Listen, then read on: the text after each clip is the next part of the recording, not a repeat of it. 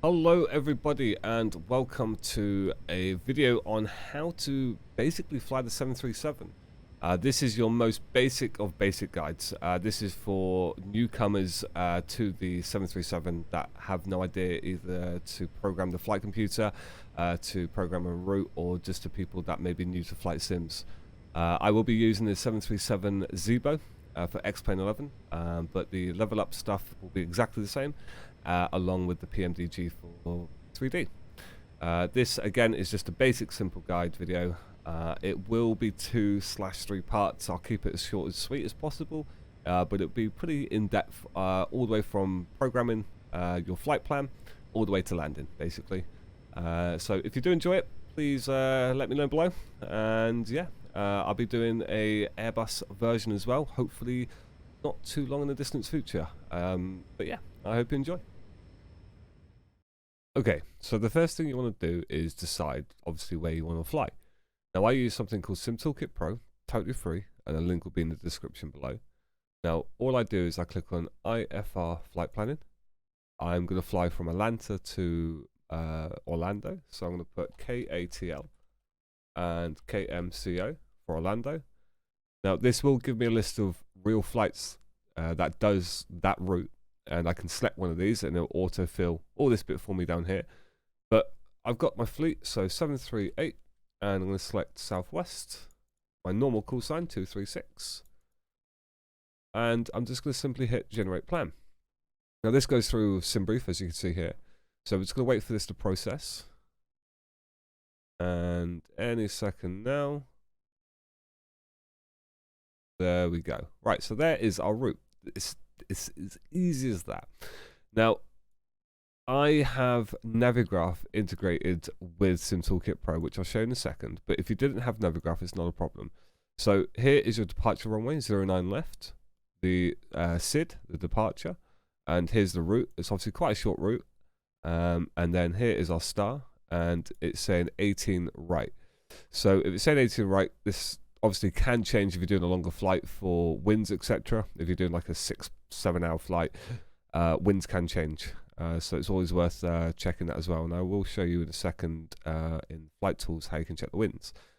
But we've got this information here. Now you are pretty much ready to go. Now with Navigraph, if you do have Navigraph, I click down here, which brings up this. I'm going to go flight, new flight from SimBrief. There's the one we just selected. And there it is. So as you can see, it is the same as this, like that. Now, what I like to do here with Navigraph is now the arrival, selecting the ILS, INAV, whatever it may be. So we're going to 18 right. So here we go, ILS runway 18 right on the Yago transition. So I'm going to select that, and there it is. So you can see there's a little bit of a weird situation here, but the plane will know this and kind of sort itself out, which you'll see in the sim, which isn't a problem. But using that as well, so 18 right, ILS on the Yago. So we're going to go down here, ILS 18 right on the Yago. That's going to put that in there. So as you can see, that's just amended that, and it's the same as this. Nice and simple. So up here, flight number, the call sign, the aircraft that we're using. Now, if you were on a network, so for example, if you want to fly on VATSIM on IVAO, you would select them up here. And then what that does is when you hit fly now and it goes to the flight summary page, it will show you ATC for the network you select up here. So I do a mix between VATSIM and IVAO. So let's show VATSIM, for example. And I want to export this. I'm happy with everything here. So I want to export this into my simulator. By hitting obviously export up there. Now for the either the LevelUp or the Zibo 737, it's just a simple X-Plane 11, and now that goes into your X-Plane folder. Then it goes into output, and then FMS plans. If you don't have FMS plans folder in there, just simply create it, and you just hit save. That's it, and it'll come up here, file exported. We're gonna hit OK. If you were flying on a network, you would hit profile, and you just profile it. You click on either, for example, VATSIM on IVAO, and what this will do is it'll open a web browser, and where you can then sign into the network and then actually file the flight plan. But we're not going to do that today, so I'm just going to hit fly now. and it takes us to the summary page. And as I just mentioned a second ago, because I selected VATSIM, I see even VATSIM traffic, and I see any ATC that is online. So as I'm on the flight summary page up here, it will actually show me if there's ATC where I'm flying. And this is the page that you will want to stay on while tracking if you are using SimToolkit Pro. Another cool thing as well, the Friends tab, if you've got people on your Friends list, do hit the Friends tab, and if they are the solid green icon, you just click that. So they are now shown as red there, and you will see your friends. So I can see a friend here. A friend of mine, Ashley, is flying the 763 from KBOS to EGPF even. And they are at 34,500 feet at 560 knots. Ahead in the 61 degrees, so that's a pretty long flight. So as we can see down here, we got everything we want here. Now a little cool thing as well is if you zoom in onto the airport you're flying into or departing from, give it a second, just zoom all the way in. There you go, you can see the taxiways and everything.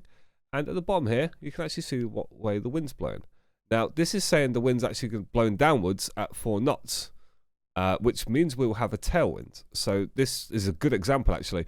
So another cool thing you can do is under Flight Tools, go to Wind Calculator. So we want to say KMCO. And now it gave us 18. So we're just going to select 18. And that is going to show a tailwind. So we actually want to come the other way. So let's have a look at 36 right. That's going to give us a headwind. So we need to amend that. Now I'm going to go back to Flight Summary. And oh no, my mistake. I'm going to go into Navigraph here, and we want to come the other way. So what we can do is if we say ILS 36 right, and I'll hit final. There we go. So that's on the Jafar 2 arrival on the Cody. So that's amended our flight plan ever so slightly, but we definitely want a headwind. We don't want a tailwind. So we're going to amend that into here. Nice and easy. You go to flight planning again. Brings us back here. So it's still the Jafar 2 on the Cody. That's great. Now I selected ILS 36 right. ILS 36 right. Right, that looks fine. And I'm going to hit update up here. And then just update again. And if we look here now, it has been updated. And you can see the constraints that we have coming into the arrival here. So there's the flight level constraints, the speed constraints, and yeah, this is awesome. So what we're going to do now is we're just simply going to load up the sim. Okay, once the simulator is up and running, all we're going to do down here is we're going to hit X-Plane 11, and that will connect to X-Plane 11. Now, I'm going to look to do an updated video on the SimToolkit Pro application here. I know it's been a while since my last one. Dan, the developer, is a bit of a machine and pumps out updates very quickly. But we are in the works of getting a new video out for this, hopefully soon. But just make sure as well, if this is the first time you're ever using this, if you go to the Settings tab here, go to X-Plane, and make sure that it knows where your X-Plane folder is, and hit Install Plugin. Now, do this without the actual X-Plane running. And then once you've done that, then you're fine. And then once you hit connect, like I just did a second ago, down here, then you're good to go, and it'll track you. So I'm just going to move this out of the way, and all we're going to do now is going to hit new flight. Now I'm going to select the for this demonstration, I'm going to select the Zibo 737. The LevelUp ones are out now of the making this video, but just at simplicity term, I've got everything set up for the Zibo 738cc. So we're doing that one. So I'm just going to hit customize. I've got my Southwest livery, absolutely fine. Engines won't be starting.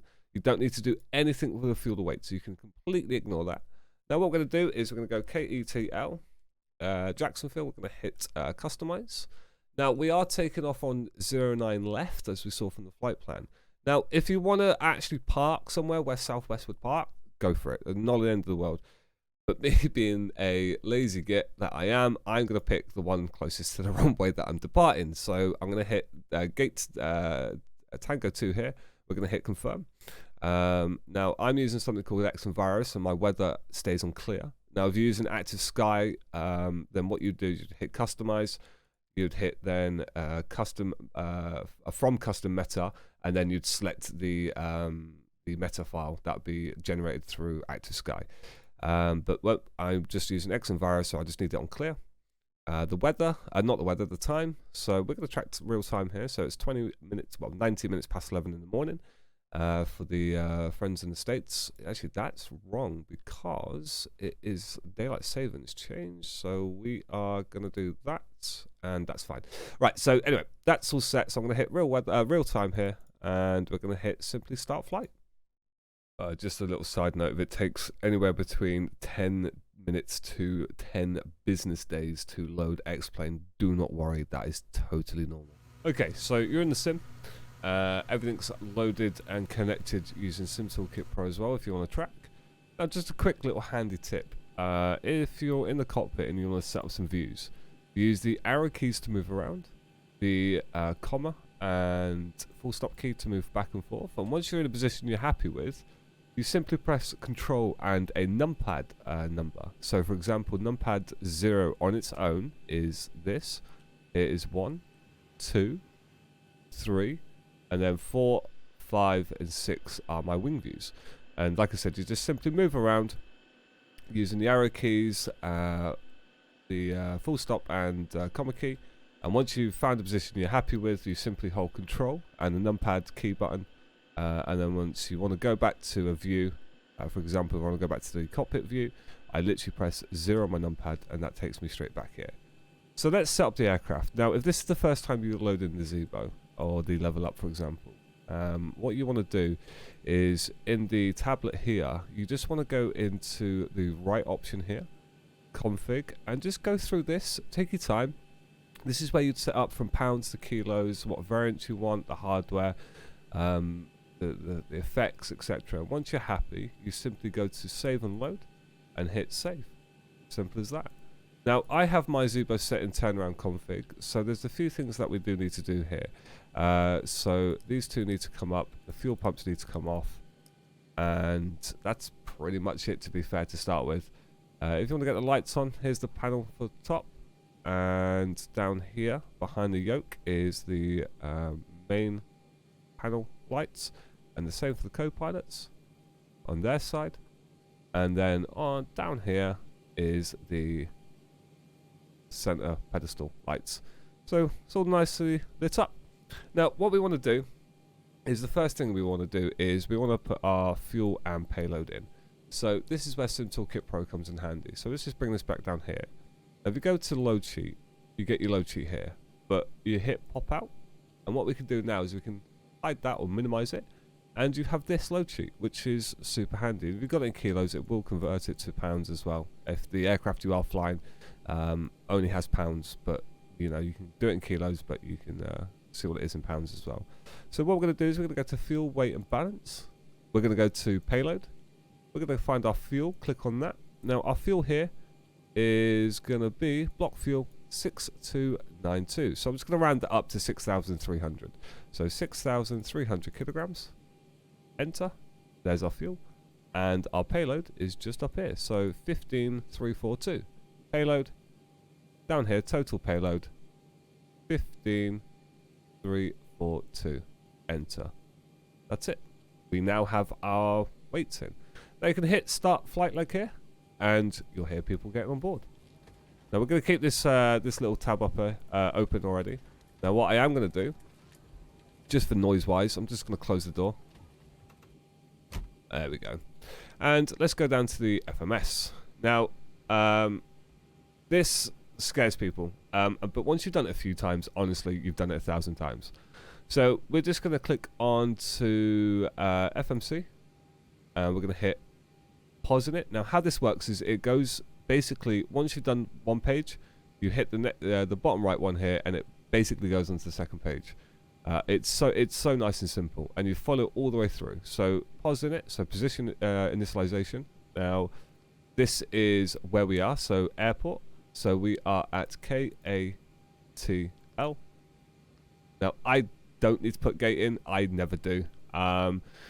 If you are cold and dark and you need to align the IRSs, this is where you'd get your location from.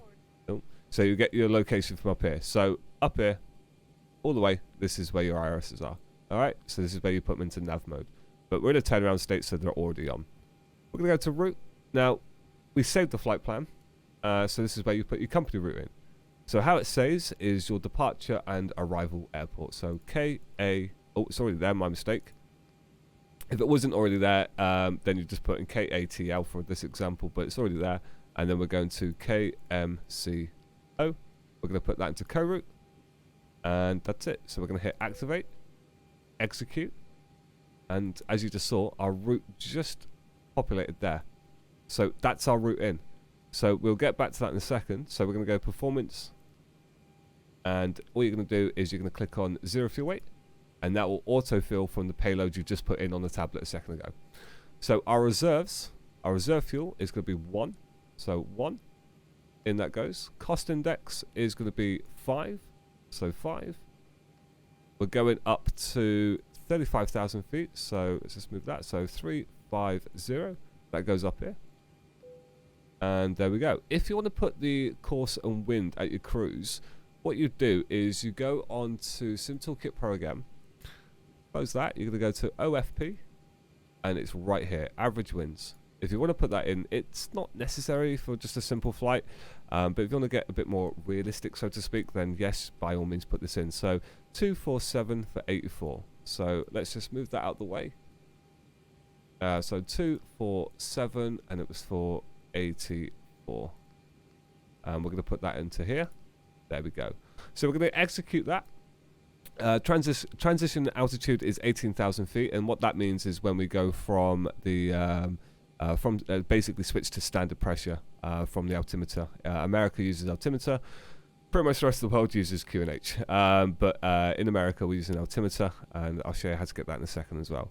So back down here, this is all fine. So we're going to go to M1 limit. Now, I don't derate the engines, and what that basically means is it doesn't use full power when taking off. It's to preserve the life of the engines. This is a simulator, just for flying purposes. You can leave it as it is. So we're going to go to takeoff. Right, flaps 5. The runway is more than long enough. You're going to click on here, CG, which will also populate that for you. And here is your speed for taking off. So we're going to click on all these. So our V1 is 135, VR is 137, and V2 is 146. We will be a trim of 4.5 for takeoff. That's it. That's that process done. Nice and easy. So what we are going to do is on the other screen here, we're going to go to our departure and arrival page right here. So we are departing. So this information is here as well for you. So we're 09 left. So 09 left. And we are on the Smilts 2. I can never pronounce SIDS or stars. I never can. So we're looking through here. We're going to scroll through. There it is right there. And we can confirm that there as well. And it is on the wallet. There she goes. We're going to execute that. Don't worry about that. It's fine. The 737 does this all the time. If your fuel was ridiculously low, as in like 300, if it said 3.0 here, for example, then yes, you would probably run out of fuel. Don't worry about that for now. We're just going to hit clear. We're going to hit departure and arrival again. Now the wind shouldn't change too much because it's a very short flight, so we're going to put our arrival in now as well. So our arrival, remember we changed that, so this is actually wrong here because we did change it to 36 right, I do believe. I'm just checking SimToolkit Pro now. Yes, 36 right. So we're going to go 36 right ILS. Next page. There it is. That is going to be on the Jafar 2, which is there, and it is the Cody. So Cody, in there goes the Cody there. And now we didn't do the transition of Tramp. We're just doing a direct ILS approach here. So we're going to execute that. Now this will do something very interesting as well in the legs page. Now the legs page here is your route. So what you want to do is you just want to go through this and make sure it looks okay and there is no breaks, is what's called a disco or a vector. A vector is when it will fly. So say there's a vector after Cody and it says vector here, it will get to Cody and continue flying the way you are currently heading when you hit this waypoint. You want to delete those unless there's air traffic control on that can vector you in, etc. Or you can self-vector if you really want to. But we're not going to do that. We're going to tell the plane to do it for us. So we're going to scroll through here. Everything's looking fine. Everything is looking fine. Looking fine. And there was a vector. Do you see that? Vector right there. So all you do for the Boeing side of things is you're going to go to the waypoint after vector, which is Silky. You're going to click on it. It populates down here. We're going to go back a page. And where it says vector, you simply click on that. And then hit execute. So we're going to go next page. That's all gone. And that's it. That's literally it. So what that's done there is if I bring this down here, as you can see here, it's got a dotted line, meaning it's not a complete level flight plan here. Now, again, normally air traffic control would vector you around to get onto the localizer for the runway, which in this situation, we're not on network, so we want to do it ourselves. So getting rid of that vector basically is told the plane, so when it gets to here, to turn here and then continue on. That's literally what it's just done. Nice and simple. I'm happy with that. As you can see here, runway 36 right is there, so that is the last bit of the flight plan. Anything after the flight plan is basically your go around, and it will go into a hold here if you don't change it for yourself, for example. I'm happy with that. The departure's in, so the SID and STAR's in. The leg page has got no vectors or discos. Everything is fine, so we are good to go. That is programming the computer to say where you want to go, basically. Nice and simple. Now, what we're going to do at this stage is we are going to get ready for the APU, actually. So we can close this now. So we're going to close that. And we are literally just going to start the APU. So what we're going to do for this is left and right pack. We're going to go off. Isolation valve to open. We're going to turn on bottom left after pump here. And APU down, and then we're going to hold it, and we're going to wait for a light right here. There it is, so you can release, and that is the APU starting. What we can do here as well, so we're going to 35,000 feet, I do believe. Just checking Sim Toolkit Pro again. Yep, 35,000 feet. So we're going to put that information in here. Now, if there was ATC and they said after departure climb to 5,000, you put 5,000 in. But there's no ATC, so we're going to put all the 35,000 straight in. And this will follow the constraints of a SID and STAR. So the departure and arrival of a flight plan, it will follow this for you, okay? So we're just going to put straight 35,000 in. Now, our V2 speed is 146. So we're going to put that in. Now, I like to just round it up a little bit. So I'm going to go to 150. Flight director left and flight director right is on. That is absolutely fine. And yeah, this is fine. So you're going to put runway heading in. We can do that. Actually, we can do that now. So runway heading, again, this is on Sim Toolkit Pro. I'll show you. So runway heading is here. So departing 09 left, elevation of the airport is there. The heading is 94.9, so I'll put 095 in. Runway length, the slope, and yeah, and this is where we'll get the weather. So I'll show you that bit now. So if you hit weather details, here's the weather for Atlanta. So there's a breakdown. Here's the standard meta that a lot of people are used to. If you're not used to it, here's the breakdown of it right here. So temperature is 8 degrees, dew point is 6. Now, fun fact, if the temperature and dew point are the same number, expect low visibility. The winds are 300 at 4 knots, no problem. Visibility is looking pretty good, actually. But you can tell it's a little bit lower because these temperatures are quite close to each other. So it's not too bad, but still plenty fine. Altimeter. So 29.98, and if you are in QNH, it is 1015. Clouds are few at 1200, scattered at 12,000. So yeah, no, absolutely fine. So QNH, altimeter, sorry, is 2998. So we're going to put that in now. And what that does is it gives you the elevation. It's more for ATC purposes as well. So everyone's on the same level, which isn't a problem. So 2992, it says right there. So we're in inches here. So 29, I forgot it already. My memory's awful. 2998. So we're just going to up that a little bit. There we go. 2998. Right. So very quickly up here, a nice little button I press is the FPV, which puts a little circle right there. If you watch this down here, I press the button again. You can see it coming on off. And what that does is it actually shows the direction the aircraft is pointing. Which is pretty cool if you've got like a crosswind, because you'll see if the crosswind's coming from the right, you see this little circle over here. So you're actually getting pushed over quite a bit. It's a pretty cool little indicator. This is where you set your minimums. We'll show that later. Again, this is your altimeter or QNH. If you want to go to standard, so in America it's 18,000. So when we get to 18,000, we'll just press this STD button right here. And as you can see, it goes to standard. You press it again, and it goes back to normal. This is where you can change your map here. So we're on map. You can go to plan. You can go to VOR. And you can go to the approach mode there. We're going to keep this in map for this demonstration. And this is how you change the range of that said map as well. All right. So we're going to keep that on 5 just for the departure purposes. Weather's here. And then new terrain's there as well.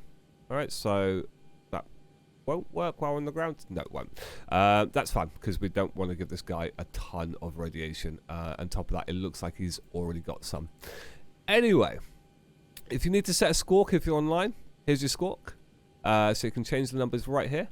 And then you obviously it's on standby right now, but when we take off, we're going to put it in TARA, which is transmit and receive, and then this is your frequencies here. So if they told you to go on to 121 decimal 260, you just use this dial here, and then you press that, and now we're on frequency 121 decimal 260. Nice and simple.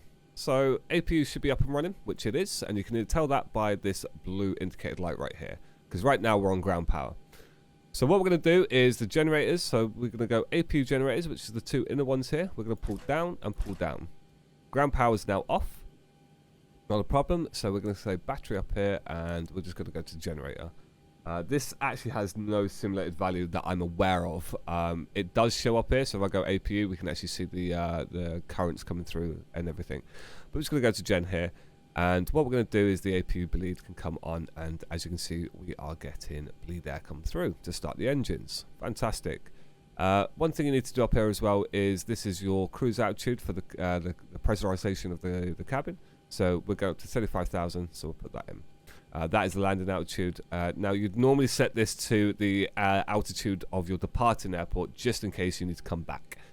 Okay, so we're ready to push and start. Now, a cool little thing we can do is using SimToolkit Pro, is we can zoom in right where we are, and we're going to go, okay, so we want to take off 09 left. So that is down here. So we want to push with our backside turning to the right here. So we're facing the south. And then we're going to taxi down onto Lima. Nice and simple. So we're going to put that back up there. We use Better Push Back, which is a free plugin. We're going to hit start. So again, I want to turn my backside here to the right. So I'm just mouse wheeling. I'm going to say I want to go here. We're going to click and hit enter. And the toes coming up. You'll see him merge through the building any second now. Here he comes. Phasing through everything. This guy's having a bad day. Yep. And I think he's used to it. So, as you can see, the tug's coming. And we're going to get ready for push and start here. Okay, so the guy is connected. He's told us to release the parking brake. So what we're going to do is we're going to hit release parking brake. And he'll say we can start engines. So what we're going to do is the anti-collision light on. We've got the bleed air on as well. So we are good to go. Down here, we're going to hit engines a couple of times. So we see this page right there. And we're going to start engine 2 first. So engine start to the ground. And that should give us N2 rise. And it is. So we're going to wait until about 18% on the N2 for engine 2. And then we'll put the fuel in. 15, 17, and 18. So fuel for 2. In she goes. And that will kick in everything else. And as we can see here, it is spinning and it's going. There we go. Look at that. All right. So we're just literally going to wait for this to click itself off. I didn't do the rest of my fuel pumps because I don't know what I'm doing apparently. We are not going to do center fuel pumps even because as you can see here, we've only got fuel on the left and the right. We have nothing in the center. So all fuel pumps for here are on minus the center and that is clicked to off. So we're going to start engine 1. Exactly the same process. There's 5. There's 10. Wait for 18. 16. And there's 18. And in comes the fuel. And as you can see, that starts a flurry of numbers to rise all over the place. Get a nice view from outside. Look at that.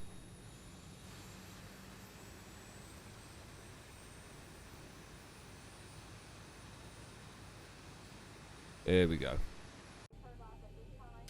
and that's just clicked off. So once that's clicked off, you are good, basically. Your engines are up and running. So what we need to do is we need to tell the system to run off the generators for the engines, not the APU anymore.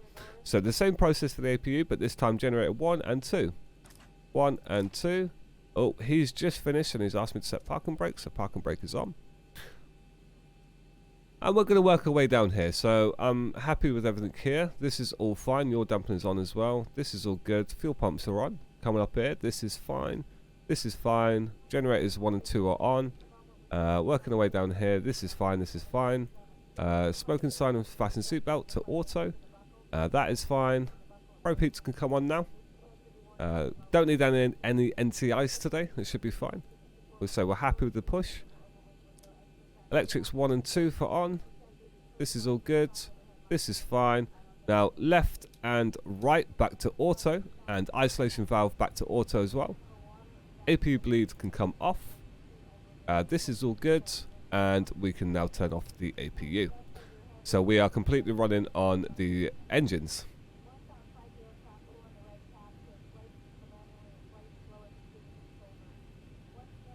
Right, here we go.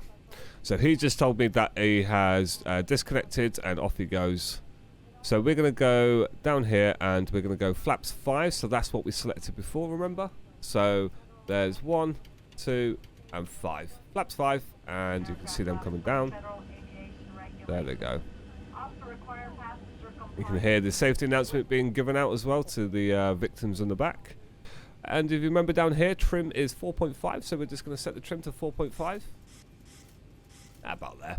That'll do. And we're going to go brakes to RTO, which stands for rejected takeoff. So for whatever reason, if we kill the power and hit the brakes, so to speak, it will just put full brakes on. It will just bring you to a stop.